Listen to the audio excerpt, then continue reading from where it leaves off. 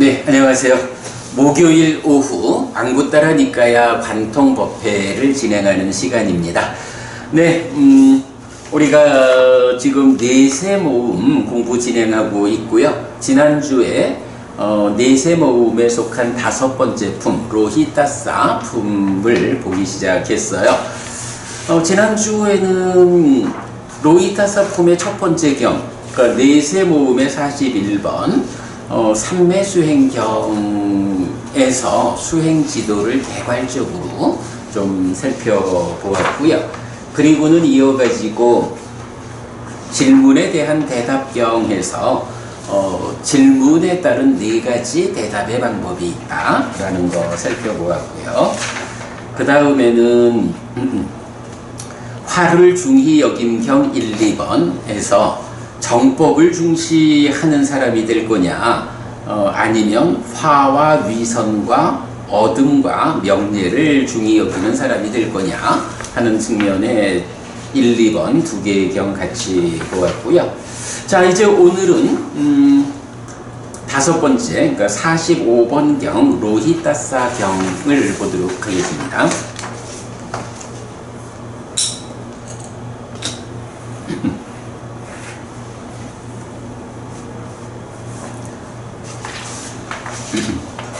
안구따라 니까야 내세 모음 45 로히타사 경. 한때 세조는 사와티에서 제타와나의 아나타핀디카 사원에 머물렀다. 그때 멋진 용모를 가진 신의 아들 로히타사가 밤이 깊었을 때 온 제타 숲을 밝히고서 세존에게 왔다. 와서는 세존에게 절한 뒤 한곁에 섰다. 한곁에 선 신의 아들 로히타사는 세존에게 이렇게 말했다. 대덕이시여, 태어나지 않고 늙지 않고 죽지 않고 옮겨가지 않고 다시 태어나지 않는 세상의 끝을 걸어감에 의해서 알고 보고 닿을 수 있습니까? 도반이여, 태어나지 않고 늙지 않고 죽지 않고 옮겨가지 않고 다시 태어나지 않는 세상의 끝을 걸어감에 의해서 알고 보고 닿을 수 있다고 나는 말하지 않습니다. 대덕이시여, 참으로 놀랐습니다. 대덕이시여, 참으로 신기합니다. 도반이여, 태어나지 않고 늙지 않고 죽지 않고 옮겨가지 않고 다시 태어나지 않는 세상의 끝을 걸어감에 의해서 알고 보고 닿을 수 있다고 나는 말하지 않습니다. 라고 세존으로부터 잘 말해지다니요.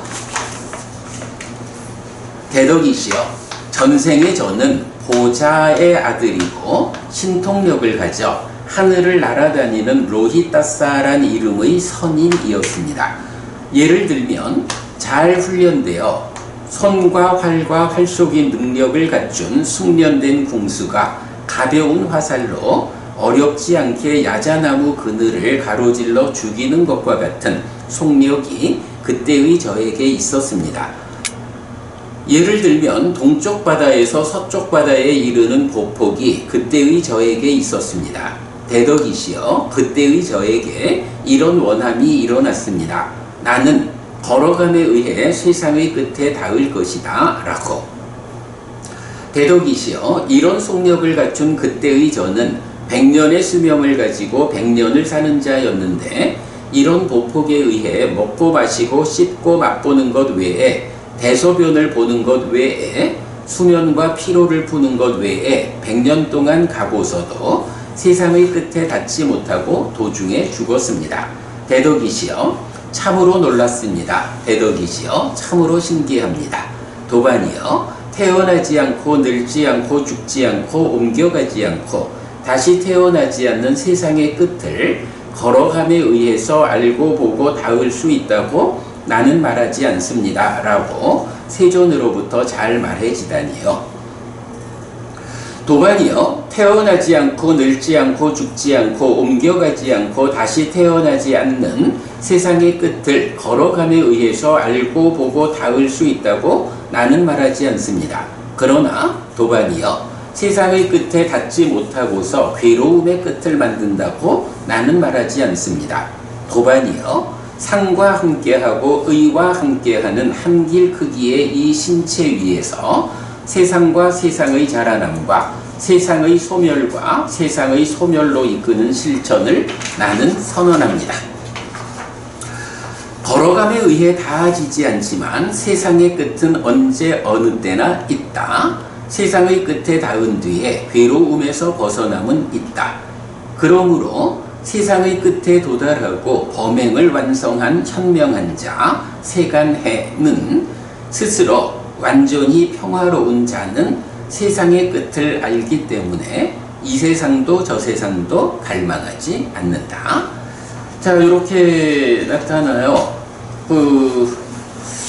그러니까 처음 보면 신의 아들 로히타사라는 말이 나와요.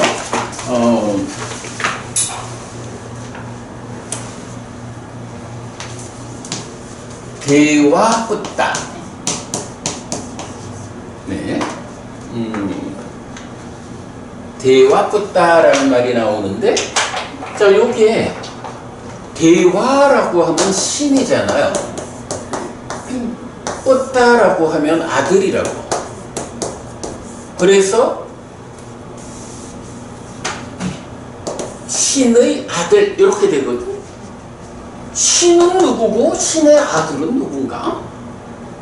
그리고 아들이라는 개념이 아들이라고 하는 개념이 좀 이상하지 않아요? 인간이나 짐승 같으면 태로 낳든 알로 낳든 어쨌든 내 새끼 이렇게 말을 할 수 있겠지만 신은 기본적으로 화생이란 말이야. 화생인데 어떻게 아들이란 표현을 쓸까? 그것도 좀 애매하죠? 좀 곤란해요. 근데 우리가 요즘 아침 독송에서 상류따 니까야 1번 상류따가 뭐죠? 신상류따. 그렇죠. 천신, 그러니까 신상류따야. 대화라고. 대화따 이렇게 되든가. 대화따 상류따가 되겠네. 이래 된다고. 그런데 이제 우리 오늘 마쳤죠? 내일부터는 2번 상류따 할 거라고. 여기가 대와 뿌따 상류따야.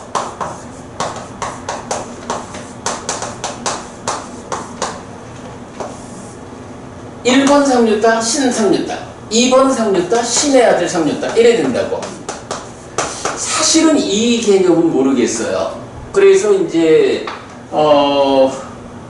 우리 이제 강목 스님께서 주에 달아주신 부분을 좀 보았어요. 그랬더니 이런 설명이 되어 있더라고.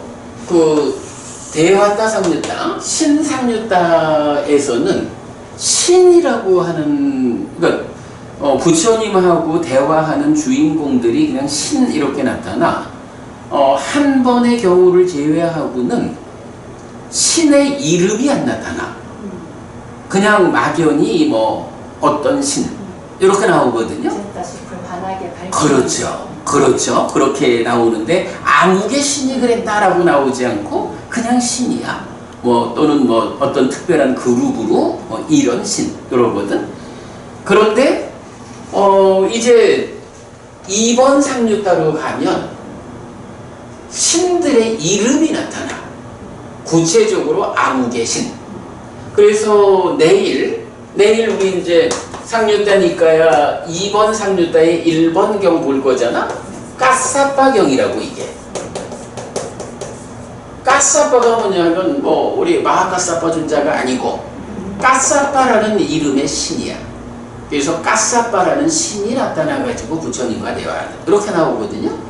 그래서 그 주회에 보니까 그러니까 이제 강목스님 주회 하신 내용을 보니까 공감이 되는 게 구체적으로 신의 이름이 제시될 때는 그러니까 이게 아들이다라는 개념은 일단 화생인데 그렇게 말할 수는 없겠죠.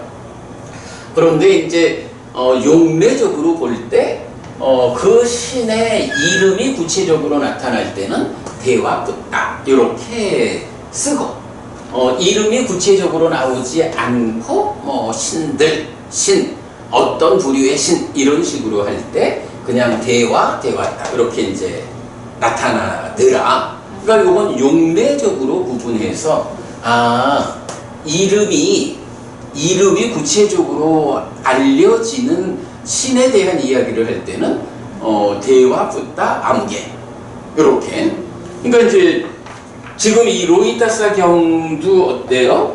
보면 대화 붓도 로히타서, 그러니까 로히타서 대화 붓도라고 해서 신의, 그러니까 대화 붓다인데 이름이 로히타사라고 나오죠. 그러니까 이렇게 이름이 구체적으로 나타나는 경우는 대화 붓다라고 쓴다. 뭐 이런 정도로 보면 타당할 것 같아요. 그래서 그냥 번역은 뭐 신의 아들 이래 번역을 하더라도 그 의미가 이름이 구체적으로 나타나기 때문에 대화 붓다라고 썼지 아무개 신의 아들 이런 개념으로 보지는 말자.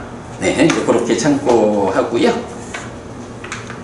자, 그래서 이제 그 로히타사라는 이름을 가진 신이 나타난 거예요. 그래가지고 부처님한테 대덕이시여 태어나지 않고 늙지 않고 죽지 않고 옮겨가지 않고 다시 태어나지 않는 세상의 끝을 걸어가는 일을 통해서 알고 보고 닿을 수 있습니까?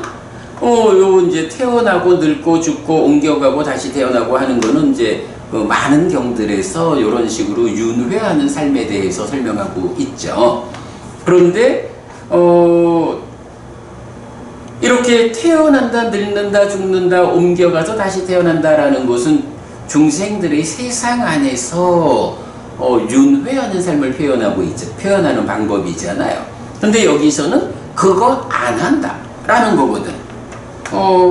세상이라는 것, 세상 안에서 반복해서 윤회하는 이런 것을 하지 않는 자리, 그거는 세상의 끝이다. 이렇게 이제 지시를 하는 거죠. 그런 세상의 끝을 내가 걸어서 갈 수 있습니까? 아니면 비행기를 타고 로켓을 타고 갈 수 있습니까? 이제 이런 이야기죠.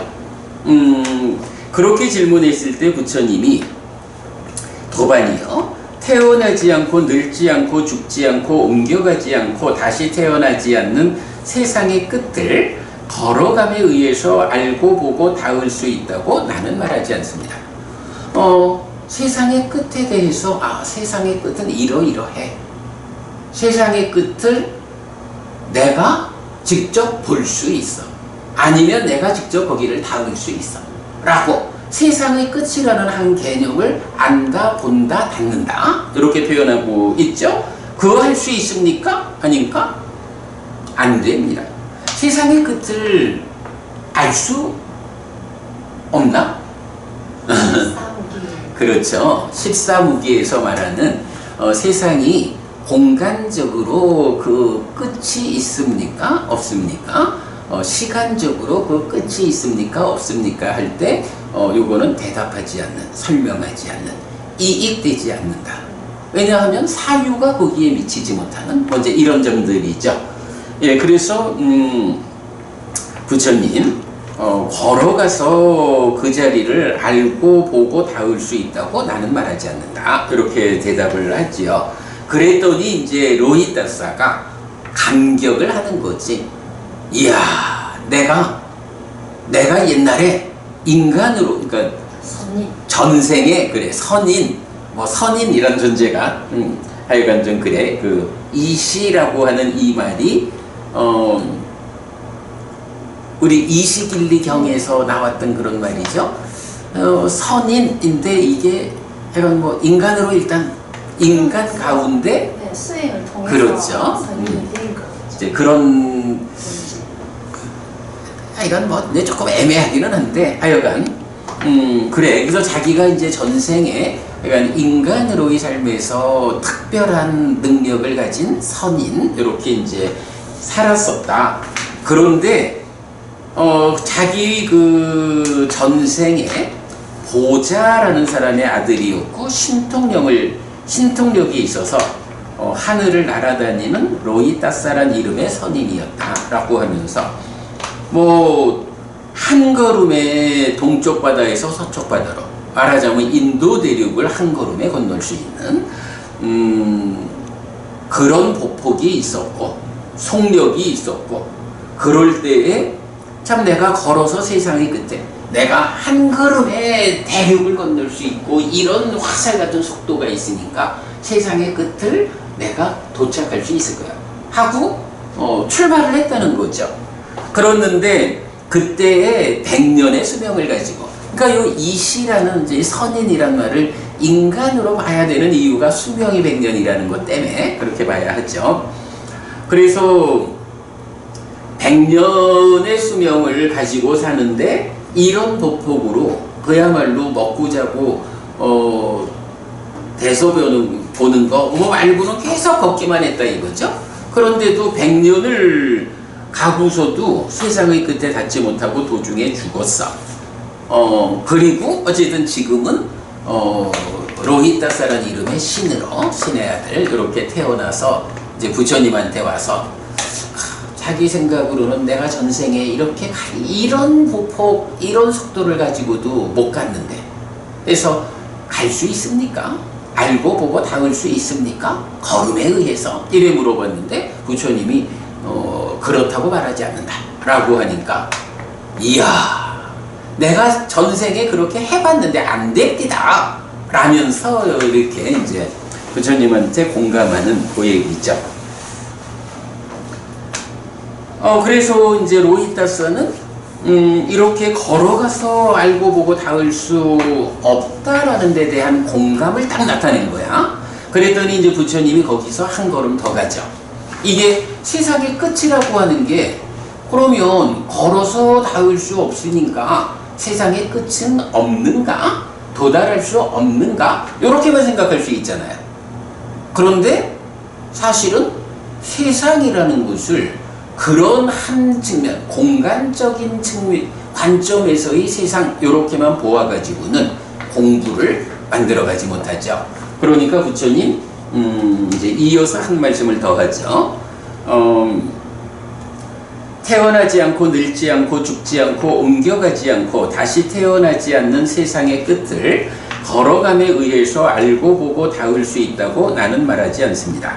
그러나 도반이여, 세상의 끝에 닿지 못하고서 괴로움의 끝을 만든다고 나는 말하지 않습니다.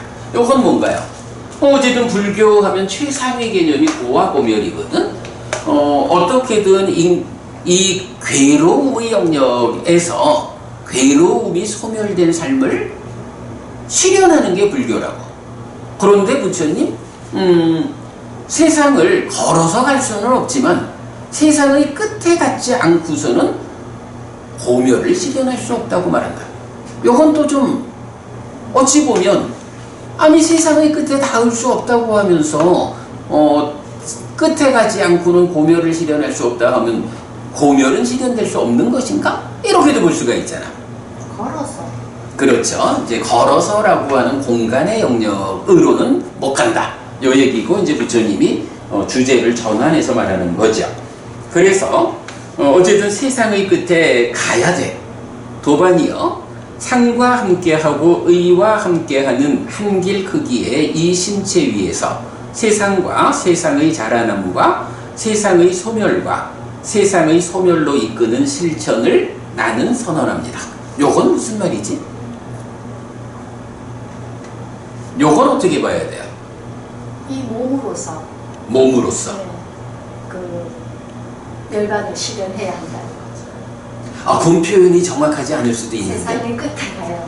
아니, 그렇게 무슨 말씀을 하시는지는 내가 알 것 같은데 표현이 네. 자칫 오해를 부를 수도 있다. 자, 요건 요렇게 보면 되겠죠.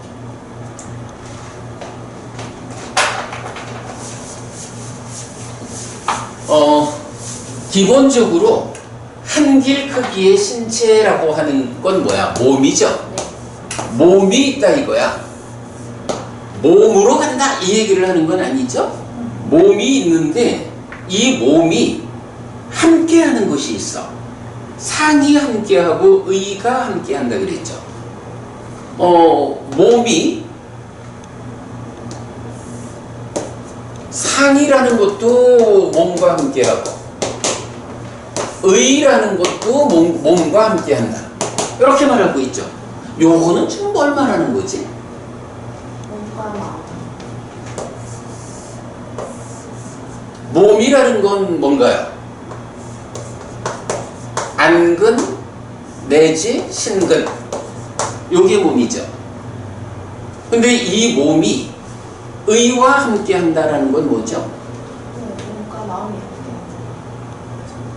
의라고 하는 것이 요거죠. 네. 안식 내지 의식 그리고 의근, 요게 의라고, 요게 몸이고, 그리고 상이라는 건 뭐죠? 이것이 색성향 미적 법을 인식하는 1차 인식의 자리에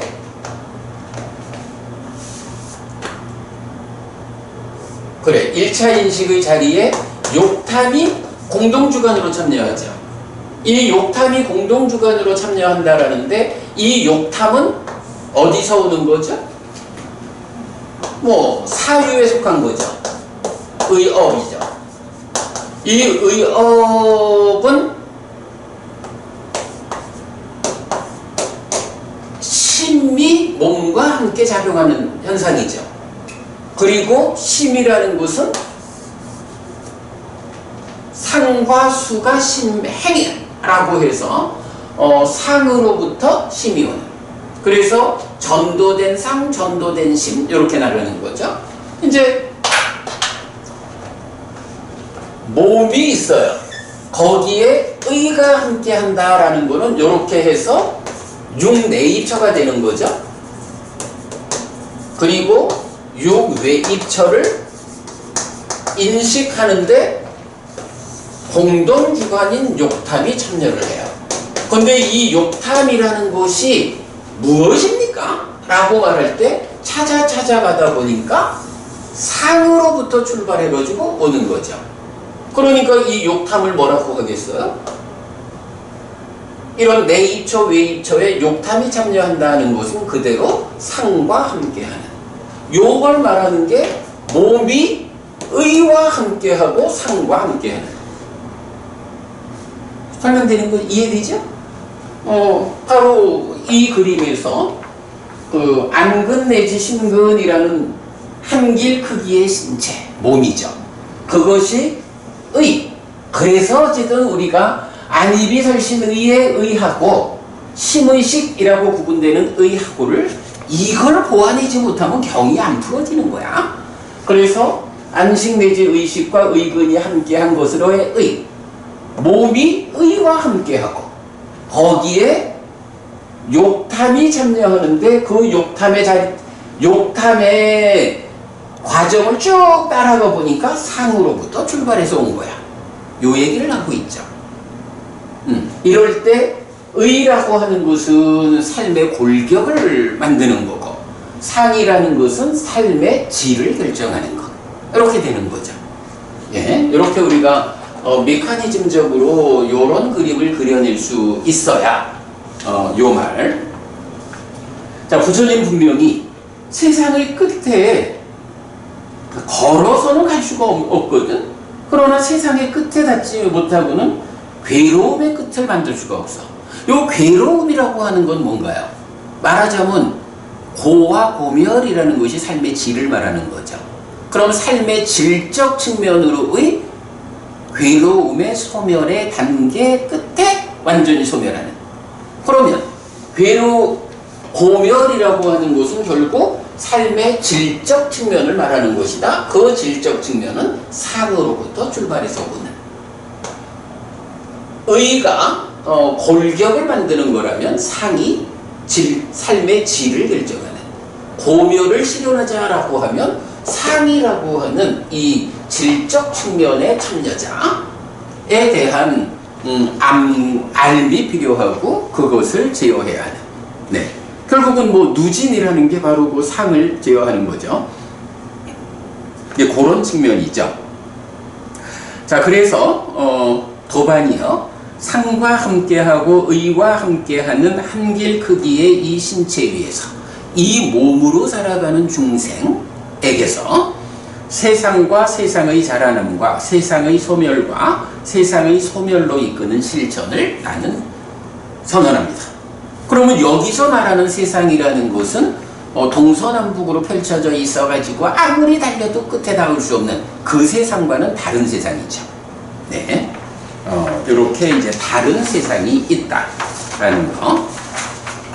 그리고는 이제 부처님이 개성으로 개성을 읊어주시죠. 걸어감에 의해 닿아지지 않지만 세상의 끝은 언제 어느 때나 있다. 걸어서 도착할 수는 없어요. 그러나 세상의 끝은 언제든 어느 때든 있어. 세상의 끝에 닿을 수 있어. 세상의 끝에 닿은 뒤에 괴로움에서 벗어남이 있다. 세상의 끝에 닿지 못하고는 고멸을 실현할 수 없어. 이렇게 말하는 거. 그러므로 세상의 끝에 도달하고 범행을 완성한 현명한 자 세간해는 스스로 완전히 평화로운 자는 세상의 끝을 알기 때문에 이 세상도 저 세상도 갈망하지 않는다. 자, 여기서 보면 세간해, 로가위도. 세간해를 우리가 어떻게 번역하죠? 세상을 모두 아시는 세상 일을 훤히 아시는, 이렇게 이제 번역하고 있죠. 근데 사실은 세간해라는 개념이 그런 열의 구덕으로의 세간해로 제시되는 세상을 훤히 아는 분 이렇게 나오는 경우 말고는 그렇게 잘 안 쓰이죠. 근데 지금 여기에서 세간해라는 로가위두라는 말이 나타났죠. 그리고는 그 로가위두가 누구냐? 세상의 끝에 도달하고 범행을 완성한 현명한 사람. 세상의 끝이라는, 그러니까 세간해라고 하면 뭐 이 세상이 어떻게 어떤 물질적 구조 위에 어떤 사람들이 살아가고 이거 아는 거를 말하는 게 아니죠. 세상의 끝을 아는 거, 이런 의미. 그러니까 분명히 물질적 세상으로 걸어서 갈 수는 없지만, 그러나 이런 질적 측면으로 접근해가지고 세상의 끝에 갈 수 있고 세상의 끝에 닿아야만이 괴로움을 소멸할 수 있다. 이런 질적 측면으로의 세상을 제시하고 있죠. 그리고 바로 그 세상의 끝에 도달하고 범행을 완성한 사람, 그 현명한 사람을 세간해, 이렇게 부르는 거죠. 세간해라는 이 개념이 아주 드물게 나타나서 누가 세간해입니까? 라고 하면 세상을 훤히 아는 사람이라고 말하지만 그게 뭐 세상에 대한 낱낱의 지식을 갖는 이런 측면보다 세상의 끝에 대한, 그래서 달리 말하면 열의 구덕 모두가 다 아라한 삶을 완성한 상태를 지시하는 거니까 다 똑같은 내용이겠지만 어떤 측면에서 삶의 완성을 말하느냐, 이런 차이잖아요. 그럴 때 세상의 끝에 도달하고 범행을 완성한 사람이 세간해다, 이렇게 이해할 수가 있겠죠. 세간해에 대한 아주 드물게 나타나는 설명이다 라고 보는 거 중요하고요.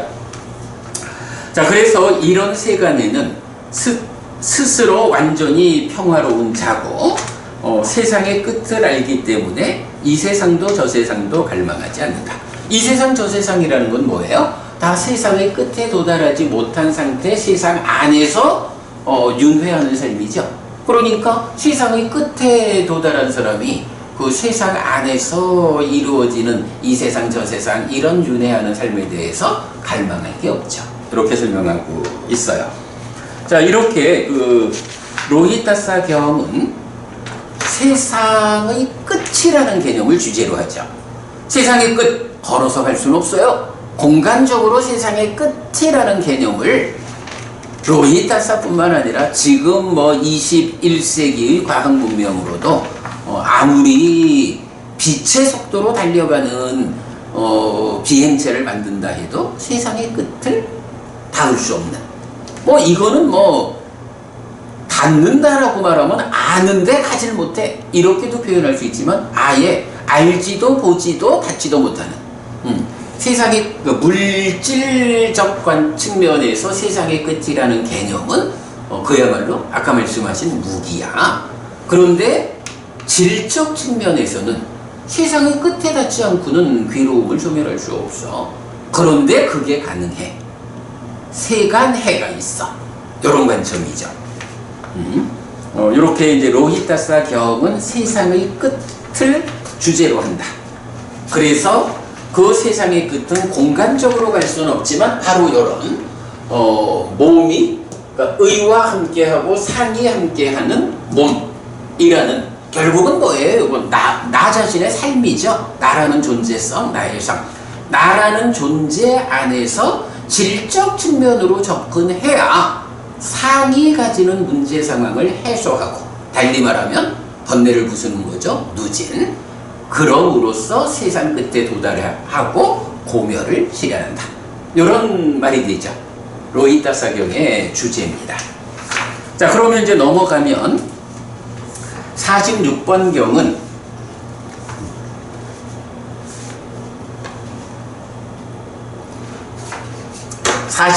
경은 로히타사경 2번이에요. 그때 세조는 그 밤이 지나자 비구들을 불렀다. 비구들이여, 지난 밤에 멋진 용모를 가진 신의 아들 로히타사가 감이 깊었을 때 온 제따숲을 밝히고서 나에게 왔다. 와서는 나에게 절한 뒤 한곁에 섰다. 한곁에 선 신의 아들 로히타사는 나에게 이렇게 말했다. 대덕이시여, 태어나지 않고 늙지 않고 죽지 않고 옮겨가지 않고 다시 태어나지 않는 세상의 끝을 걸어감에 의해서 알고 보고 닿을 수 있습니까? 라고 비구들이여 이렇게 말했을 때 나는 해가지고 로히타사경 1번을 똑같이 반복을 해요. 그러니까 이건 무슨 얘기예요? 지난 밤에 로히타사라는 이름의, 그러니까 구체적 이름을 가진 신에서 신의 아들, 그가 부처님을 찾아와서 세상의 끝과 관련한 질문을 한 거야. 그랬더니 부처님이 그 로히타사라는 신이 질문한 그 걸어서는 갈 수 없는 거요 라고 대답을 하고, 그랬더니 로히타사가 아주 공감을 하죠. 내가 전생에 그거 해보다가 못하고 죽었거든요. 이래 하니까 갈 수 없어. 그러나 세상의 끝에 닿지 않고는 괴로움을 소멸할 수 없어. 그러면 그런 공간적인 세상의 끝에 갈 수 없다면 어떤 세상이 또다시 있어가지고 그 세상의 끝에 닿아야만이 고멸을 실현할 것인가? 부처님은 누구예요? 고멸을 실현한 분이잖아. 그럼 부처님이 고멸을 실현했다라는 것은 바로 세상의, 당신 말씀 그대로면 세상의 끝에 도달했기 때문에 고멸을 실현한 거잖아. 그런 측면에서 이제 부처님 공간적인 세상과는 다른 관점으로 또 다른 세상의 개념을 설명하죠. 그 세상이 어떤 거라고? 그러니까 몸이 의와 함께하고 상과 함께하는 요런 나라고 하는 존재성을 제시하면서, 나라는 존재성이 중생들의 삶의 영역인 세상 안에 있느냐, 중생들의 삶의 영역인 세상이라는 범위에서 벗어나느냐, 요걸로 세상의 끝을 설명하는 요런 관점이 되겠죠. 공간적인 세상과 나라는 존재성의 측면에서의 삶의 과정이 중생이라는 이 제한된 삶의 영역에서 벗어날 것이냐, 그럴 때 중생이라는 삶의 영역으로의 세상, 질적인 세상을 제시하는 거죠. 그 세상의 끝에 도달해야 고멸을 실현할 수 있다. 나는 그거 했다. 이렇게 말하는 거죠. 자, 그래서 로히타사경하고 로히타사경 2번하고 두 개의 경. 그러니까 이제 어젯밤에 로히타사하고 그런 말을 했기 때문에 내가 이 이야기는 제자들한테 좀 들려주는 게 좋겠다 해서 이제 비구들을 불러 모아가지고 어젯밤에 로히타사라는 이름의 신이 왔었거든. 그하고 이런 이야기를 나눴거든 하고 가르침을 설하신 거죠. 네, 이게 이제 2번 경이에요. 자, 오늘은 요 주제는 로히타사경 1, 2번 두 개만 보기로 하고 이어가지고 이참에 세상에 대한 이야기를 좀 알아보고 가려 해요. 근데 스님 제가 조금 전에 그러니까 이 몸으로 세상의 끝을 도달하는 것이 열반을 실현하는 것이라고 했는데 표현이 많이 다르다고 하니까 네, 그게 오해를 불러일으킬 수 있는 표현이다라고 하셨는데 저는 이게 결국은 열반을 실현하는 것을 말하는 게 아니라 그래서 내가 그렇게 내가 말을 표현을 어떻게 했나 모르겠다. 근데 이제 네. 그러니까 법부님 말씀이 맞는데 그 표현을 어떻게 하느냐에 따라서는 오직 몸에 의해서 그러니까 중생인 내가 그러니까 몸과 마음이 함께한 중생이 괴로움의 끝에 도달한다. 결국은 열반을 실현하는 걸 할 수가 있다. 저는 이렇게 이해를 했거든요. 아니 그래 이제 뭐 그 말씀은 맞는 말씀이야. 네. 근데 이제 내가 그 말씀이 좀 오해를 불러올 수 있어서 조심스럽다 하면서 더 설명을 한 건데 결국은 몸이라고 하는 것을 몸 한 가지로 말하지 않고 의와 함께하고 상과 함께하는 그러니까 세 가지 요소로서 내가 금방도 말하는 나의 존재성, 나라는 존재를 몸과 의와 상이라는 세 가지 요소로 설명하고 있잖아. 근데 이제 요거를 자칫 물론 이제 경도 이제 그렇게 이해할 수 있도록 표현은 되고 있어요. 왜냐하면 요거와 함께하고 요거와 함께한 요 몸에서 이렇게 이제 표현을 하고 있죠. 그래서 이제 법부님도 그래 말을 할 수 있는데 내가 그게 틀리다는 건 아니고 다만 그 표현에 따라서는 오직 몸에 의해서라고 오해될 수 있기 때문에 조심스럽다. 그래서 그거를 몸이 의와 상과 함께 한 것. 그래서 그래 1차 인식에 두 가지 공동주관과 두 가지 공동주관이 있는데 공동주관을 구성하는 것으로의 몸과 의 이제 요렇게 해서 이제 나라고 하는 포괄적인 나의 존재성 요렇게 표현을 해주는 게 오해가 없을 것이다. 요런 의미였어요. 제가 그랬어요. 제가 이 몸으로 그 열반을 실현할 수 있다라고 표현을 했거든요. 그래서 그 오해라고 하시던 것 같아요. 근데 제가 말하는 뭐 비슷할까요? 네, 이 몸이라는 게 사실은 저 중생으로 거의 나를 말하는 그럼요. 의미였는데 당연히 네, 표현이 잘못된 것 같아요. 아니 정확히 말하면 법부님 말씀이 잘못된 표현도 아닐 거야. 근데 이제 내가 그 부분을 왜냐하면 이제 사람들에 따라서는 이런 특히 이제 그 단멸론 이런 식으로 보면 마음도 다 몸에서 생겨난 거. 이래서 모든 것을 몸에다가 둔단 말이야. 모든 것의 중심을. 이제 이런 부분에 오해가 있을 수 있기 때문에 그러니까 경에서도 몸으로 말을 하지만 왜냐하면 중생으로의 삶이 몸으로의 삶이니까 그러하지만 의와 함께하고 상과 함께한다는 요 세 가지가 한 덩어리로 되어 있는 표현을 사실은 하고 있거든. 저는 제가 잘못 이해를 했는가 싶어서 여기서 말하는 그 세상의 끝이 열반을 실현하는 거다. 그러니까 그거를 제가 그렇게 이해를 했는데 혹시 그거를 제가 잘못 이해를 했나 싶어서 여쭤본 거예요. 예, 뭐 잘 이해하고 있고요.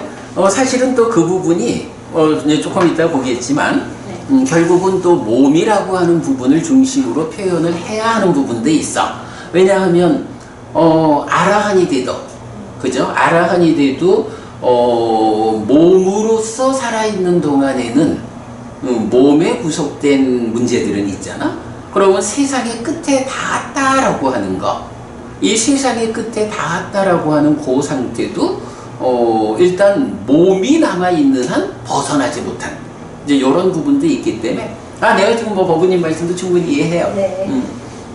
충분히 이해하고 하여간 거기에 이런 그 존재성의 관점으로 우리가 좀 정확한 표현을 하자라고 말하는 거고요. 뭐 그렇게 보시면 되겠습니다. 자, 그래서 남아있는 시간 동안에 사실은 뭐 세상 이야기가 이 책에서도 한 40페이지 정도 좀 상세히 언급되기 때문에 그걸 뭐 오늘 다 볼 수는 없는데 일단 세상과 관련해서 경은 어떤 관점을 가지고 있느냐 하는 것을 대략적으로 앞에 부분 쭉 좀 읽어 나가 보도록, 그래서 다 못하는 것은 나중에 이 책이 출판되었을 때 그때 공부하기로 하고, 오늘은 일단 그 세상과 관련한 이야기를 시작만 좀 해보도록 하겠습니다.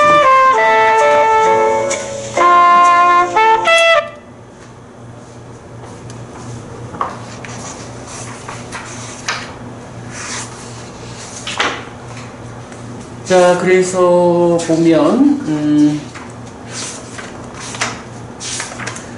책에 제3부 나 그리고 지금 세상을 만나는 현장이 있고요. 그 중에 제1장이 그래 제3부 이렇게 있고 제1장 세상 로까 해서 요 로까 세상과 관련한 이야기를 좀 보도록 하겠는데요. 뭐 일단 여기부터 봅시다. 요 페이지 보면 298쪽이죠. 불교는 사는 이야기, 즉 내가 세상을 만나는 이야기입니다. 마음이 몸과 함께 세상을 만나는 과정의 어디에 어떤 문제가 있어서 괴로움이 생겨나고 또 자라나는지를 설명하면 연기이고, 그 문제의 자리에 어떻게 대응하면 문제가 해소되어 괴로움이 줄어들고 소멸하는지를 설명하면 팔정도입니다. 라고 해서 고와 고멸의 고집인 연기, 고멸도인 팔정도라고 해서 삶에 대한 이야기를 이렇게 내가 세상을 만나는 이야기 이렇게 정리하고 있죠. 자, 그래서 제1장 세상으로 가면 300페이지 삶은 내가 세상을 만나는 이야기입니다. 그러면 세상은 무엇입니까? 몸에 구속된 존재 상태로의 나는 무명과 애를 해소하지 못하고 몸으로 온 중생입니다. 그렇습니다. 무명에 덮이고 애에 묶여서 옮겨가고 윤회하는 중생들의 삶의 터전, 이것이 세상입니다. 뭐 세상에 대한 일단 개념을 이렇게 보자. 자, 301쪽부터 이제 쭉 좀 읽어보겠습니다. 1. 깨달음, 세상과 나에 대한 실다운 알매 실현. 디가니까야 3번 암바타경은 이렇게 말합니다. 참으로 세존이신 그분 곧다마에게는 이런 좋은 명성이 퍼져 있습니다.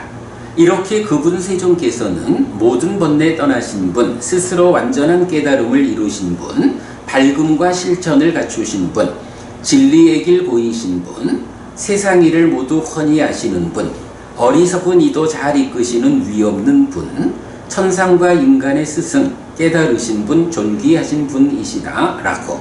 그는 신과 함께하고 마라와 함께하고 범천과 함께하는 세상과 사문 바라문과 함께하고 신과 사람과 함께하고 존재를 스스로 실답게 안 뒤에 실현하고 선언합니다. 그는 처음도 좋고 중간에도 좋고 끝도 좋은 의미를 갖추고 표현을 갖춘 법을 설하고 온전하게 완전하고 청정한 범행을 드러냅니다. 참으로 그런 아라한을 뵙는 것은 좋은 일입니다. 자, 여기서 보면 여기서 하나 보면 이제 우리 좀 전에 그 로카위도 보았죠. 세간에 세상 일을 모두 훤히 하시는 분, 이렇게 일반적으로 번역하고 있는데 이 부분 우리가 조금 더 고민을 해보기로 합시다. 그러니까 세상의 끝을 알고 닿은 이런 분으로의 록가위도 세간해하고 세상일을 모두 훤히 아시는 분하고가 뭐 두 개를 그냥 연결해서 말해도 좋겠는지 하여간 또 공부를 하다 보면 록가위도와 관련한 또 다른 표현이 나올지는 모르겠는데 일단 여기에서 요거는 짚어보고 가도록 할게요. 자, 그리고 나면 그는 신과 함께하고 마라와 함께하고 범천과 함께하는 세상, 그리고 사문바라문과 함께하고 신과 사람과 함께하는 존재, 세상과 존재라는 요 두 가지를 스스로 실답게 한 뒤에 실현하고 선언했다, 이렇게 말하거든요. 부처님을 말하면서 열의 부덕으로서 표현을 하면서 또 그 부처님이 누구입니까? 하니 세상과 존재를 스스로 실답게 한 뒤에 실현하고 선언한다. 부처님의 깨달음, 그분의 가르침을 대표적으로 어떻게 구분해서 말하느냐 하니 세상하고 존재를, 그죠? 세상과 존재에 대해서 깨달았다, 이렇게 표현하는 거죠. 그러니까 우리가 지금 이 주제, 세상이라는 주제가 말하자면 나는 누구인가? 라는 존재에 대한 질문만큼이나 50대 50의 비중을 가지고 세상은 무엇인가? 이렇게 되는 거죠. 이럴 때 이 세상을 로히타사가 말하듯이 공간적으로 걸어서 닿을 수 있는 요런 물질적 관점만으로 세상을 보면 부처님의 깨달음이 존재할까? 사실은 요즘 세상이 우리가 뭐 이건 여러 사람들과 대화를 하지만 굉장히 이제 많은 경우에 뭐 많은 학자들의 이야기를 동원해 가면서 이래 설명하는 분들을 보게 되죠. 내가 그럴 때 그런 표현을 써요. 스님, 지금 스님 말씀하시는 그 부분은 아무개가 어떻게 삶에 대한 이야기를 했다 해도 그 관점이 모두 물질과 연결된 관점에서 말하고 있잖아요. 근데 스님, 그렇게 보자면 세상에 존재하는 것은 물질뿐인가요? 부처님이 설명하는 삶이라는 것은 색수상행식 오온이잖아요.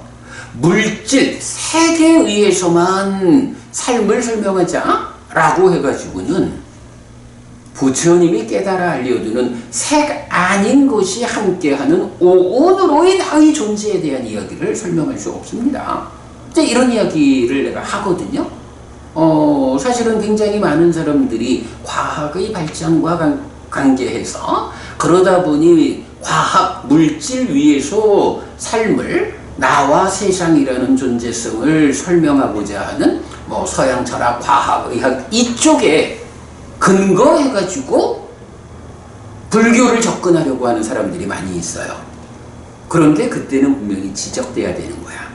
부처님이 설명하는 삶은 이렇게 로히타사가 용을 쓰고 걸어가서도 진짜 그런 속도, 그런 보폭을 가지고 걸어가서도 끝에 닿을 수 없는 이런 물질적 세상만을, 공간적 세상만을 가지고 세상을 말하자라고 하면 고멸을 실현할 수 없습니다. 부처님이 고멸을 실현했을 때는 그런 물질적 세상 말고 나라는 존재성에 의해서, 즉 색수상행식 오온에 물질과 물질 아닌 것이 함께해서 구성되는 나의 존재성 위에서 그 끝에 닿아서 고멸을 실현하는 접근 방식을 바꿔야 됩니다. 물질만 가지고 접근해서는 불교에 접근할 수 없습니다. 그런데 이제 사실 좀 안타까운 문제는 세상이 뭐 불교가 좀 가르침을 근본적으로 드러내지 못하는 탓도 있겠지만 세상이 이제 과학이라는 측면에서 앞서가다 보니까 그렇게 일변도로 나가고 불교를 거기 갖다 꿰어 맞추려는 시도들, 이제 이런 문제가 좀 있죠. 어쨌든 뭐 우리가 공부를 하면서 그런 문제에 대한 대안을 제시해야 하는 거겠죠. 자, 어쨌든 이렇게 부처님의 깨달음은 세상과 존재라는 양면에서 설명되고 있죠.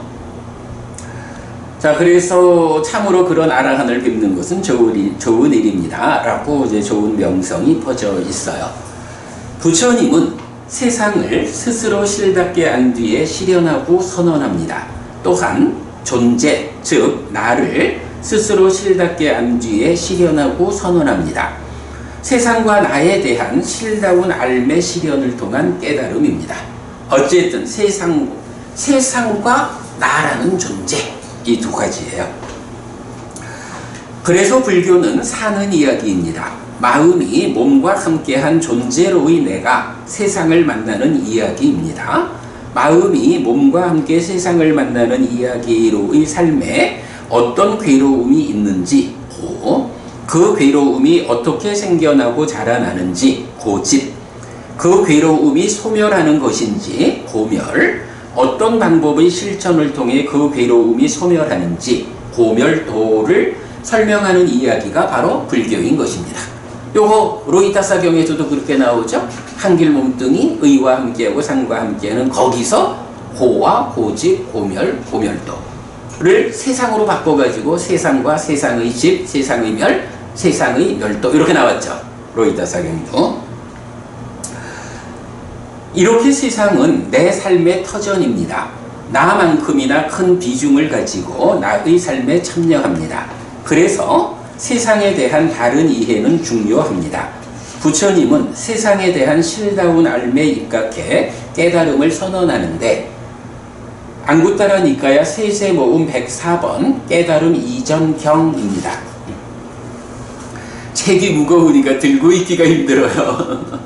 무거워. 비구들이여, 깨달음 이전 깨닫지 못한 보살이었던 나에게 이런 생각이 떠올랐다.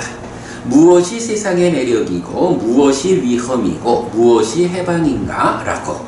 비구들이여, 그런 나에게 이런 생각이 떠올랐다. 세상을 연하여 생기는 즐거움과 만족이 세상의 매력이다. 세상의 무상고 변하는 성질이 세상의 위험이다. 세상에 대한 욕탐의 제어와 욕탐의 버림이 세상의 해방이다. 라고.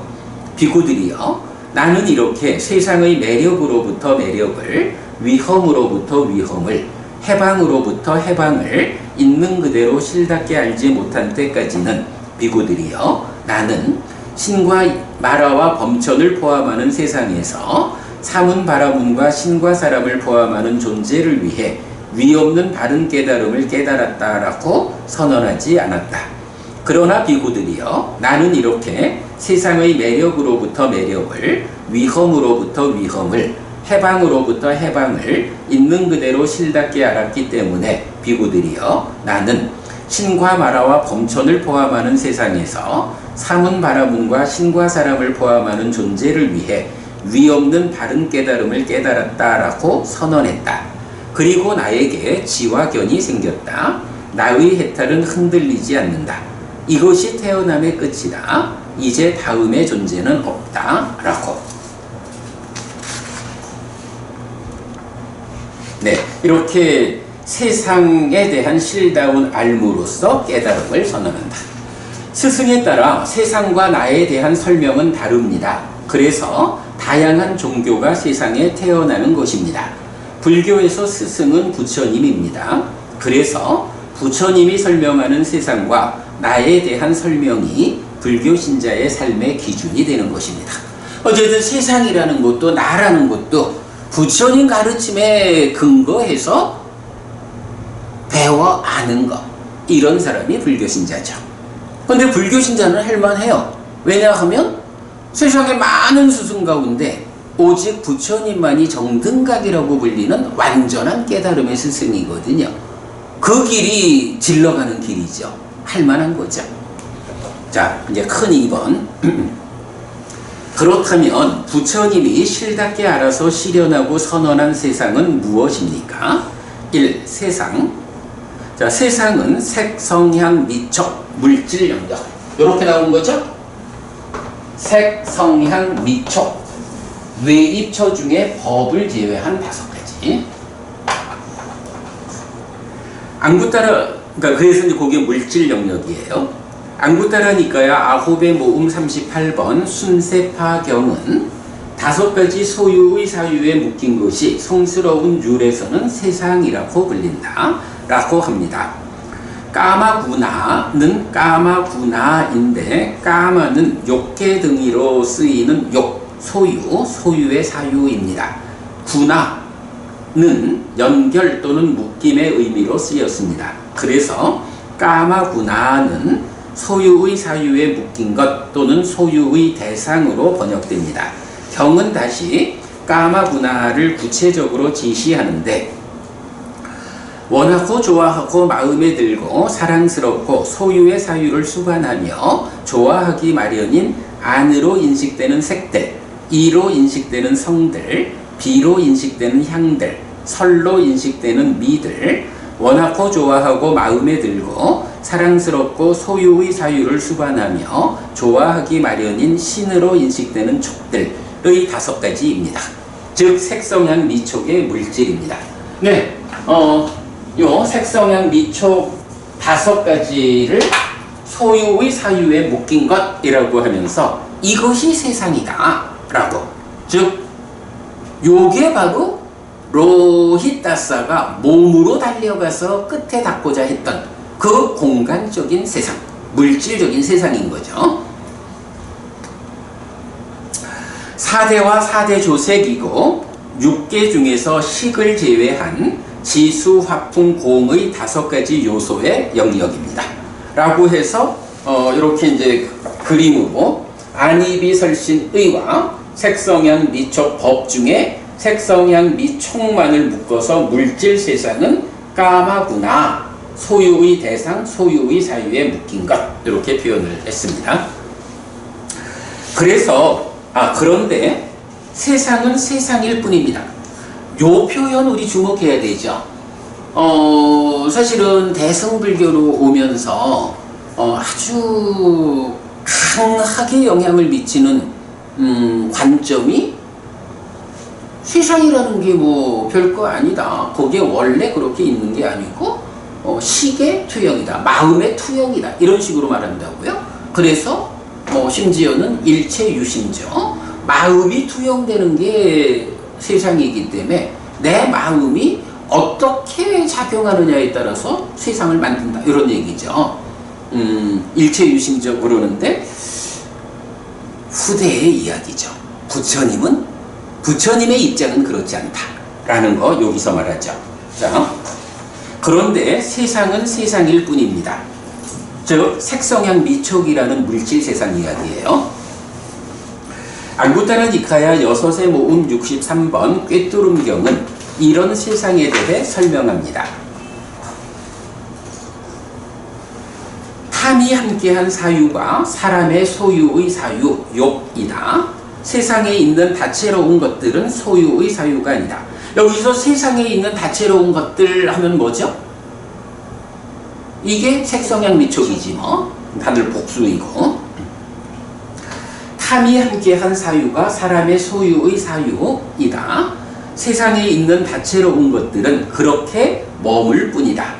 그러므로 여기서 지혜로운 자들은 관심, 참다를 제어한다. 이렇게 하죠. 요런 이야기예요. 색성향 미촉이라는 물질 세상은 육외입적, 인식의 객관으로서 있을 뿐이야.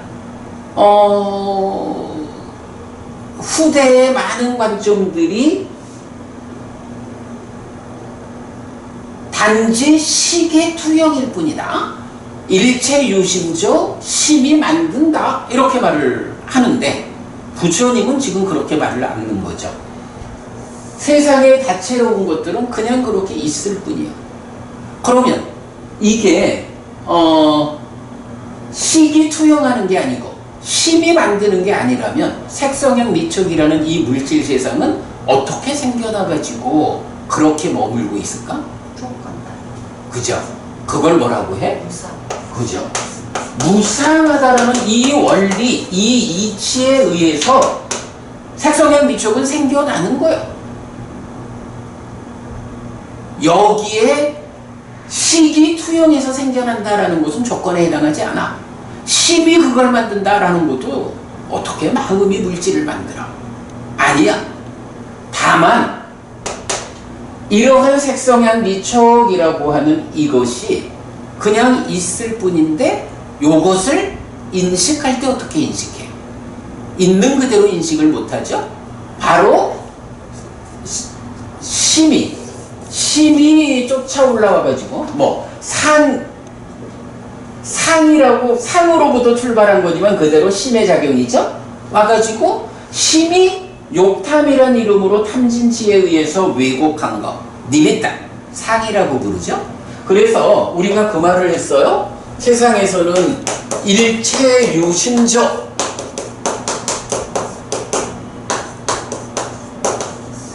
이건 화엄경 이야기인가 그렇죠? 그래서 이제 후대로 가면 이렇게 말하는데 이렇게 접근하면 부처님 말씀하고 틀려. 요거를 타당하게 만드는 방법은 하나 있어. 여기에다가 니미타라고 하는 말을 하나 넣으면 그죠? 색성향 미촉법, 색성향 미촉 이 자체는 마음이 만드는 건 아니야. 그러나 이것을 인식의 대상이 되어 있을 때는 마음의 작용 탐진치에 의해서 왜곡된 니미타. 근데 이 니미타는 마음이 만드는 거지. 그래서 일체 유심조라 그러면 사실은 부처님 가르침으로는 이걸 인정할 수 없어. 그런데 이거를 어떻게 좀 연결을 해보느냐 할 때는 일체 상 니미타 유심조 이렇게 말하면 타당해요. 이거는 사실 굉장히 큰 차이예요. 세상에 있는 것들이 있는 것에 대해서 우리가 어떻게 인식하느냐라는 질적 문제로 접근하느냐, 원래 없는 건데 내가 투영해가면서 살아가는 거야. 이건 천길 다른 거거든. 사실 요 꿰뚫음경에서 알려주는 세상에 있는 다채로운 것들은 그렇게 머물 뿐이다 라고 말하는 거. 마음에 영향받지 않고 그대로 무상하다라는 원리 이치에 의해서 생겨나 머물고 있는 거야. 그걸 우리가 세상을 만나는 이야기로의 인식 과정에서 심이 욕탐으로 탐진치를 싣고 와서 니미타로 만들어가지고 제각각 인식을 하는 것 뿐이지. 예. 사실은 만약 불교가 실제로 밖에 있는 것이 사실로 있지 않고 투영된 것 뿐이다 라고 하면 어찌 보면 요즘 같은 과학시대에 불교가 설 자리가 없지. 그죠? 물질을 중심에 둔 과학의 시대에서 아이고 불교는 이런 물질적인 거 이게 다 실제로 있는 게 아니고 마음이 투영한 것 뿐이래 이래가지고 이 과학시대에 불교가 설 자리가 있을까? 그러나 이게 일체 상유심적 이런 식으로 니미타라는 개념으로 접근을 하면 개별적, 그러니까 물질 자체의 존재성은 과학자들이 잘 연구하고 있듯이 과학자들이 연구하는 그게 바로 무상하다라는 측면 아니야? 그러면 문제가 없지. 이렇게 생겨나는 것에 대해서 부처님은 그 인식의 과정에 마음이 참여해가지고 인식의 질을 바꾸는구나. 이렇게 된다면 과학 위에 불교가 설 수 있지. 이런 측면. 자, 세상에 있는 다채로운 것들과 소유의 사유는 다릅니다. 하나는 세상이고 다른 하나는 사유, 즉 의업입니다. 그죠?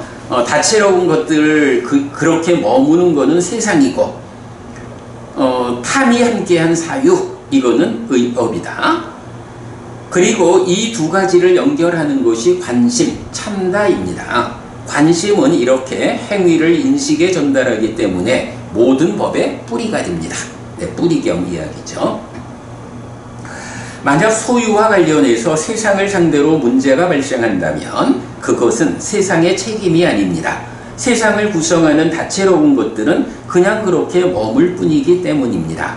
까마 즉 그것들과 연결된 욕탐, 까마라가가 함께한 사람의 사유가 관심에 실려와서, 즉 욕탐, 찬다라가 지나친 관심이 문제를 일으키기 때문에 문제의 책임은 사유하는 사람에게 있는 겁니다. 이 표현은 아주 잘 표현했죠? 그래서 이렇게 그림으로 1차 인식이 안이비슬신의 6내이처, 색성향 미촉법 6외이처의 인식의 질적 요소, 책임을 져야 하는 질적 요소, 관심, 욕탐이 참여한다. 그래서 지혜로운 사람은 그냥 그렇게 머무는 세상에 있는 다채로운 것들, 색성향 미촉을 제어하는 것이 아니라 그것과 소유의 사유를 연결하는 관심을 제어한다고 하는 것입니다. 근데 이제 이렇게 보면 또, 아니, 색성향 미촉이라는 그것을 불교는 제어하지 않나요? 조금 더 좋은 상태로 만들어서 더 좋은, 물질적으로도 좋은 삶을 살지 않나요? 뭐 이렇게 말할 수 있겠죠. 그러나 불교가 그걸 거부하지 않죠.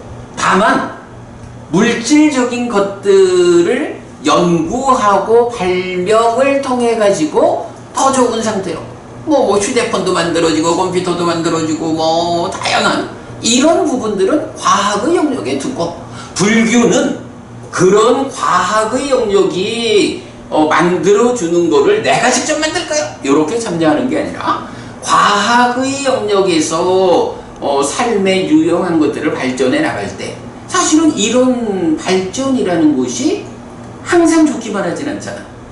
그 부정적 측면을 어떻게 제어해가지고 삶의 더 높은 질, 물질적으로 발전하는 것이 내 삶에서 진정 괴로움을 만들지 않고 행복을 만들도록 적용해 가느냐?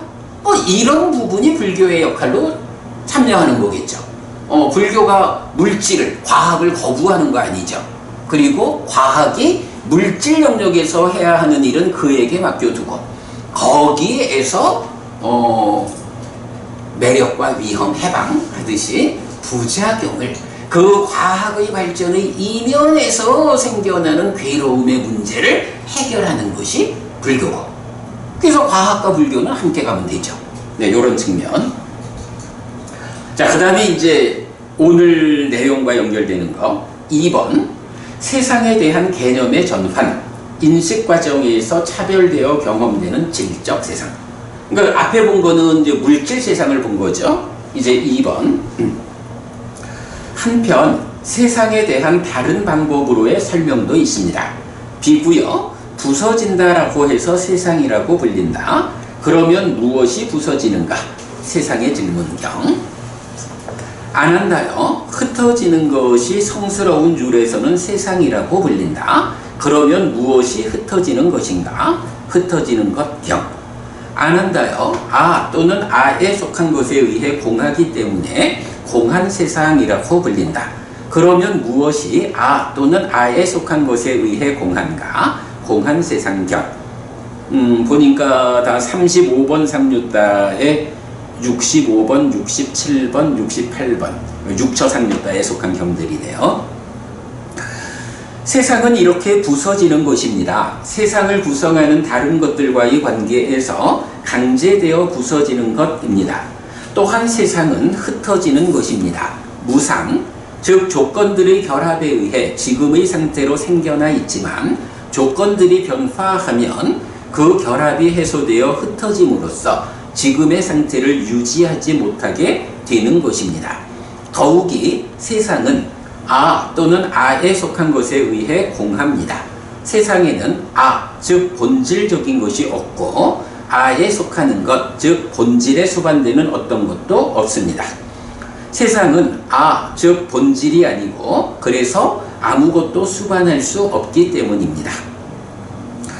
부서지는 것, 흩어지는 것, 아 또는 아에 속한 것에 의해 공한 것으로의 세상에 대해 세 개의 경우는 모두 같은 것을 말합니다. 1. 6네이처와 2. 6외이처. 이 둘의 인식작용에 의해 생겨나는 3. 6식. 이 셋의 만남인 4. 6촉과 촉을 조건으로 생기는 즐겁거나 괴롭거나 괴롭지도 즐겁지도 않은 느낌의 경험, 경험수들입니다. 요거 뭔가요? 일단은 세상이라는 걸 말하면서 부서진다, 흩어진다, 또는 아에 속한 것에 의해서 공하다, 이렇게 세상을 말하는데, 그런 세상이 뭐라고 하니까, 자, 우리 앞에 순세파격에서는 색성향 미초기 세상이다 라고 해서 물질 세상을 말했잖아요. 그런데 이 세 개의 경이 세상을 정의하는데 이제는 좀 다른 거야. 어떻게? 안이비설신의 6네이처, 색성향 미초법 6웨이처, 안식 내지 의식 6식, 안촉 내지 의촉 6촉, 안촉 생수 내지 의촉 생수 6수 해서 네이처, 웨이처, 식촉, 수라고 하는 요 5가지. 근데 요 5가지가 뭐야? 1차 인식. 그래, 1차 인식에서 인식 주관인 네이처가 인식 객관인 웨이처를 자의를 통해서, 그죠? 자의해가지고 알고 경험하는, 아는 상태에서 경험하기 위해선 촉이 참여하고, 자의와 촉이라는 두 가지가 활성 요소, 이렇게 되는 거죠. 그래서 네이처, 웨이처, 식촉, 수에 의해서 네이처가 웨이처를 알고 경험하는 요 영역, 그래, 1차 인식의 영역, 요걸 놓고 이게 세상이다. 오늘 공부의 중심은 요거죠. 세상이라는 게 물질로 된 세상, 이렇게도 말할 수 있지만 사실은 내 입처인 내가 외입처인 세상을 알고 경험하는 요 삶의 과정이 그대로 세상이야. 그러면 여기서 이제 삶의 질이라는 얘기를 우리가 계속하고 있잖아. 질이라는 건 결국 뭐가 돼요? 욕탐에 의해서 결정되는 값이 있지. 바로 수에서 고와 락고 불고불락 해서 이건 괴로울 것이냐 행복할 것이냐, 괴로운 느낌을 경험할 것이냐 행복한 느낌을 경험할 것이냐. 결국은 삶이 질적 관점에서는 나는 오직 고와 고멸을 꿰뚫어 알게 한다. 그리고 뿌리경들 같은 데서도 욕탐을 뿌리로 이렇게 와서도 결국은 다 느낌으로 모인다. 이렇게 이제 표현되는 거. 네. 결국은 느낌이거든. 우리가 하여간 부처님을 따라 배우는 그 모든 것의 귀결점은 부처님 스스로 그렇게 말하는 거잖아. 예전에도 지금도 나는 오직 고와 고멸을 꿰뚫어 알게 한다. 요거거든. 그래서 세상이라고 하는 게 내가 세상을 알고 경험하는, 세상을 알고 그 아는 상태에서 고와 락을, 이런 느낌의 경험을 통해서 질적인 삶을 구성하는 것. 아까 여기서 말했던 나의 존재성. 그러니까 색성향 미촉이라는 내 밖에 있는 물질적 영역도 세상이라 하지만 사실은 그 영역에서 함께 살아가는 나라고 하는 존재성, 그죠? 나의 존재성 자체를 세상이라고 말하는 거야. 그러니까 세상 사람들은 세상을 어떻게 말할지 주로 물질적 이렇게만 보겠지만, 경을 읽을 때는, 우리가 부처님 공부를 한다, 경전을 공부할 때는 세상이라고 하는 것이 이렇게 나라는 존재성의 측면에서 내가 세상을, 그러니까 나라는 존재성 자체를 세상이라고 부른다. 그러면 나라는 존재성이 욕계 중생에 속할 거냐, 색계 중생, 무색계 중생에 속할 거냐, 소유적인 삶에 속하냐, 존재의 삶에 속하냐, 이런 모든 내 삶이, 그러니까 세상이라는 것이 이렇게 나라는 존재성으로 제시될 때 거기에서 질적 측면으로 접근할 수 있고, 그때의 질적 측면에서 내 삶을 향상하는, 그 향상의 끝에 세상을 벗어나는, 열반을 실현하는, 이렇게 그 불교의 모든 공부의 방향이 연결될 수가 있죠. 세상을 이렇게 나의 존재성의 관점에서 보는 것. 분명히 정의하기를 네이처, 웨이처, 식초, 수. 내가 세상을 알고 경험하는 것. 이런 나의 삶, 나의 존재성으로서 세상을 정의하고 있다. 요걸 놓치면 안 되는 거죠. 바로 요런 관점으로 세상이 정의되기 때문에 로히타스한테 그래, 걸어가서는 끝에 갈 수 없어. 물질적 세상의 끝이라고 하는 것은 무기사항이야. 그건 안 돼. 그러나 이런 존재성의 관점에서 세상이 정의되기 때문에 이 부분 잘하는 로까 미도 세간해 이러고 이런 존재성의 측면에서의 세상이 정의되기 때문에 의와 함께하고 상과 함께하는 이 한길 신체 위에서 세상의 끝을 말한다. 그래서 그 세상의 끝에 닿지 않고는 고멸을 실현할 수 없다. 이런 이야기가 되는 거죠. 이게 이야기만 이래 되는 게 아니라 사실은 이게 불교인 거야. 고와 고멸이라는 것. 어떻게 내 삶을 향상할 것이냐라고 하는 이 모든 것이 바로 세상이라는 것을 이런 나의 존재성의 관점에서 보기 때문에 말할 수 있는 것. 그렇게 되는 거죠. 자, 그러기 때문에 세상의 끝이라는 개념을 로히타사경이 말하고 있다. 한편 1번 상류타 70 그 위에까지 본 거죠. 세상경도 6으로 세상을 설명하는데 이런 세상에 대한 설명입니다. 무엇에서 세상은 일어난 것이고 무엇에서 교제합니까? 무엇에서 세상은 집착된 뒤에 무엇에서 세상은 타격당합니까? 6에서 세상은 일어난 것이고 6에서 교제합니다. 6에게 집착된 뒤에 6에서 세상은 타격당합니다.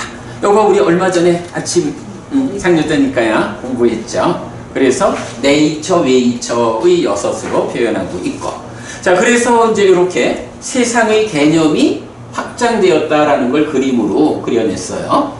요 똑같은 그림인데 다만 이제 인식의 질적 요소가 책임이라는 관점에서 설명되고 있죠. 자, 그리고 그렇다면 세상은 대상으로의 물질 세상을 넘어서서 인식 주관인 나 자신까지도 포괄하는 확장된 개념으로 전환되는 것입니다. 번뇌의 영향을 받는 영역, 즉 유위인 나도 유위인 세상의 일부라는 관점입니다. 라고 해서 세상은 번뇌의 영향을 받는 영역, 즉 유위다. 한편 경은 이렇게 나를 포함하는 세상에 대해 일체라는 개념을 부여합니다. 그리고 일체는 육내입처, 육외입처의 쌍으로 나타나는 경우와 확장된 세상의 개념과 같은 영역으로 나타나는 두 가지 경우를 보여줍니다. 라고 했어요. 잠시만요. 일단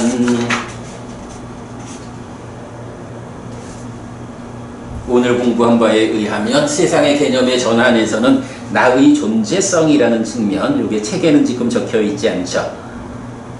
나의 존재성의 관점으로 좀 보충하기로 하고, 자, 그 다음에 이제 참고해서 일체, 활성화된 일체의 개념이 있는데 이건 그냥 생략하고 넘어갈게요. 자, 그러면 310쪽으로 갑니다. 4. 확장된 세상의 의미. 세상 마라 중생 괴로움. 한편 활성화된 일체의 영역으로 확장된 세상은, 여기서 생략했지만 활성화된 일체 영역이라는 건 알죠? 일체가 기본적으로 육내입처, 육외입처 요래 되지만 내입처, 외입처, 식촉수 요렇게 되면 자의와 촉에 의해서 활성화된 일체, 요런 개념을 이제 우리가 정리를 했고요.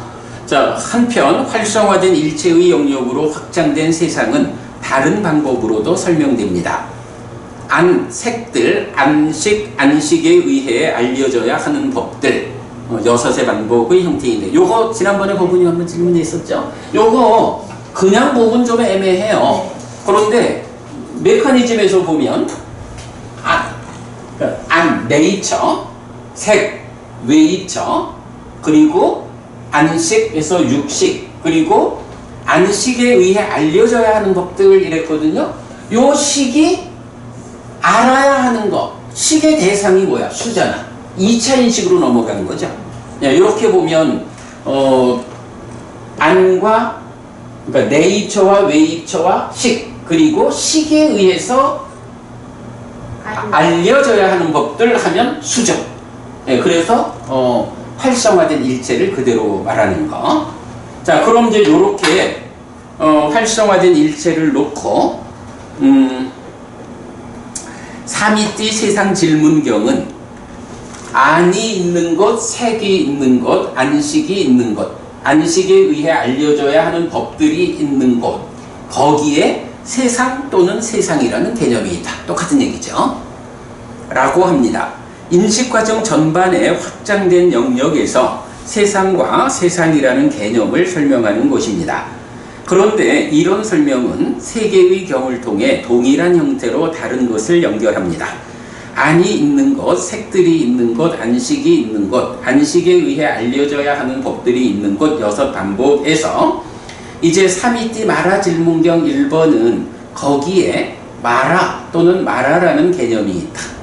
삼위띠 중생 질문경에서는 거기에 중생 또는 중생이라는 개념이 있다. 삼위띠 고질문경, 거기에 괴로움 또는 괴로움이라는 개념이 있다. 입니다. 세상이라는 개념과 동일한 형태를 마라와 중생과 괴로움에 반복하고 있죠. 그렇다면 활성화된 일체의 영역으로 확장된 세상은 그대로 1. 마라의 영역이고 2. 중생의 영역이고 3. 괴로움의 영역이라는 것을 알 수 있습니다. 우리가 세상 이야기할 때 자주 반복하는 거죠.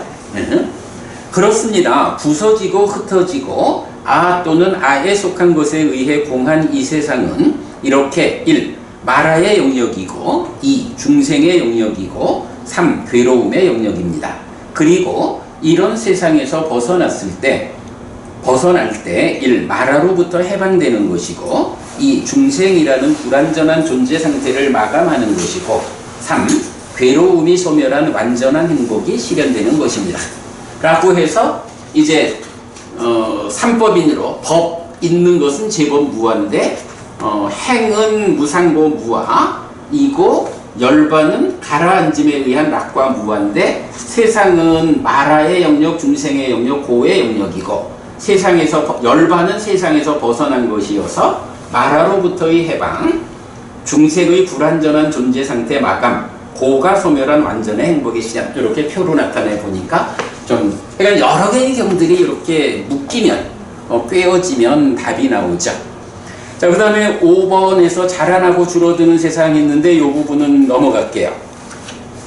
오늘은 그냥 대략 좀 보는 거니까 313쪽으로 갑니다. 6번 세상의 끝입니다. 그런데 이 경들은 세상의 자라남에 이어 줄어듦 또는 소멸을 말합니다. 삶의 과정을 통해 자라나는 세상의 연장 위에서 언급되는 줄어듦 또는 소멸은 세상이 끝난다는 것을 의미하는 것입니까? 그렇다면 세상은 정말 끝날 수 있는 것입니까? 세상의 끝은 존재합니까? 5가지 소유의 사유에 묶인 것, 즉 색성향 및 촉으로의 세상의 끝에 대한 불교의 입장은 요거 아까 법부님 말씀하신 그 내용이죠. 무기입니다. 시간적 또는 공간적인 세상의 끝에 대한 치우친 결론을 제시하지 않는데 14무기를 주제로 하는 많은 경들의 입장입니다. 그래서 경은 생략하고 자, 그 다음 넘어가서 그렇다고 세상의 끝에 대한 불교의 입장이 없는 것은 아닙니다. 35번 상류따 116번 세상의 끝을 걸어간 경에서 부처님은 비구들이여 나는 걸어감에 의해서 세상의 끝을 알고 보고 닿을 수 있다고 말하지 않는다. 그러나 비구들이여 세상의 끝에 닿지 못하고서 괴로움의 끝을 만든다고 나는 말하지 않는다. 라고 합니다. 이 말씀의 상세한 의미를 묻는 비구들에게 아난다 존자는 도반들이여 어떤 것 때문에 세상에는 세상의 상을 가지고 세상의 자기화를 가진 자가 있습니다. 자, 여기서 보면 상이고 자기화죠. 상으로부터 출발해서 자기화까지 이루고 1차 인식에 참여하죠. 여기에 어떤 상? 세상의 상, 세상의 자기화. 요거죠. 이것이 성스러운 율에서는 세상이라고 불립니다. 그러면 도반들이요, 무엇 때문에 세상에는 세상의 상을 가지고 세상의 자기화를 가진 자가 있습니까? 도반들이요, 안 때문에 세상에는 세상의 상을 가지고 세상의 자기화를 가진 자가 있습니다. 그래서 안이비설신의라는 6네이처를 말하면서 이 안이비설신의 6네이처가 있기 때문에 세상의 상도 세상의 자기화도 1차 인식에 참여한다. 이런 개념이죠. 그래서 도반들이요, 어떤 것 때문에 세상에는 세상의 상을 가지고 세상의 자기화를 가진 자가 있습니다. 이것이 성스러운 율에서는 세상이라고 불립니다. 결국은 안이비설신의 6네이처가 세상이요. 이거 달리 말하면 뭐예요? 인식주관인 내가 세상이요. 이런 의미죠. 나라는 존재성의 관점이죠. 네, 그렇게 보면 되고. 자, 라고 분석하고 다시 부처님은 비구들이요, 안 한다는 현자다. 비구들이요, 안 한다는 큰 지혜를 가졌다. 만약 그대들이 나에게 이 의미를 물었더라도 나도 안 한다가 말한 것과 같이 설명했을 것이다. 이것이 바로 그 의미이다. 이것을 그것으로 명심하여라.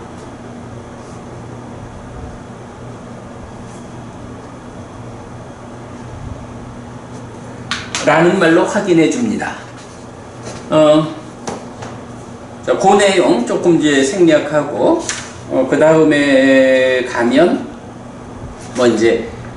상과 자기화에 이어가지고, 그 다음 가면 316쪽으로 갑니다. 316쪽 중간에 세상의 끝과 관련해 전생에 신통력을 가져 하늘을 날아다니는 선인이었던 신의 아들 로히타사의 고백은 흥미롭습니다. 라고 해서 요 경이 쭉 나오죠. 그래서 보면 여기서 이제 상과 함께하고 의과 함께하는 한길 크기의 이 몸이라는 거, 아까 설명한 대로 몸과 의, 그리고 상으로부터 출발해서 오는 관심, 이렇게 그려져 있죠. 자, 도반이요, 상과 함께하고 의와 함께하는 한길 크기의 이 몸 위에서 세상과 세상의 자라남과 세상의 소멸과 세상의 소멸로 이끄는 실천을 나는 선언합니다. 몸이 마음, 의, 그리고 경향, 상과 함께한 상태를 지시하는 것입니다. 삶의 골격을 이루는 몸과 마음이 함께한 상태로의 나에게 경향의 참여는 삶의 질을 결정합니다. 이렇게 삶의 질적 측면을 포함한 나에게서 세상과 세상의 자라남과 세상의 소멸과 세상의 소멸로 이끄는 실천은 선언됩니다. 부서지고 흩어지고 아 또는 아에 속한 것에 의해 공한 세상의 불만족, 고의 측면에서 다시 말하면 고집, 고멸도의 사성제입니다. 세상에 대한 이야기 그대로 고로 바꾸면 되죠. 자, 그래가지고 이제 보면 이런 표현, 색이라는 몸과 힘의식이라는 마음 하면 몸과 마음으로의 삶의 골격이 구성되고 여기에 상이 더해지면 몸과 마음 그리고 상이 함께한 질적인 상, 이런 그림을 그릴 수가 있다. 그래서 오늘 굉장히 중요한 것이 요거예요. 몸이라는 것과 의라는 마음과 상 해서 요런 삶의 골격이 만들어지고 질적인 삶이 설명되는 것. 자, 그래서 세상은 고의 영역이고 영원히 머물 자리가 아닙니다. 오히려 벗어남을 통한 고멸의 시련이 세상에 대한 바른 대응입니다. 그래서 그러기 위해서는 세상을 깨달아야 하는데 록가 숙당, 세상경은 깨달음을 통해 세상에서 벗어난 자로서의 열애를 설명합니다. 라고 해서 비구들이요, 세상은 열애에 의해 깨달아졌다. 세상으로부터 열애는 벗어났다. 비구들이요, 세상의 자라남은 열애에 의해 깨달아졌다. 세상의 자라남은 열애에게서 버려졌다. 비구들이요, 세상의 소멸은 열애에 의해서 깨달아졌다. 세상의 소멸은 열애에게 실현되었다. 비구들이여 세상의 소멸로 이끄는 실천은 열애에 의해서 깨달아졌다. 세상의 소멸로 이끄는 실천은 열애에게 닦아졌다. 3전 12행과 같은 형태죠. 자, 이때 열애가 깨닫고 벗어난 세상은 나를 포함하는 일체로서의 세상이라고 이해해야 합니다. 자, 여기까지 오늘 하여간 로히타사 경이 이렇게 시작되어 가지고 세상에 대한 논리가 전개되었을 때 이제 요 자리, 세상의 끝이라는 자리에서 로히타사 경이 반영되고 있고, 그리고도 이제 아직 세상에 대한 이야기가 더 많은데 오늘은 요렇게 세상에 대한 기본적 시각만 소개하는 걸로 하고 마치도록 하겠습니다. 하실 말씀 그렇습니까? 이해에 어려움은 없죠? 네. 법우님이 이해에 어려움이 있다 하면 곤란해요.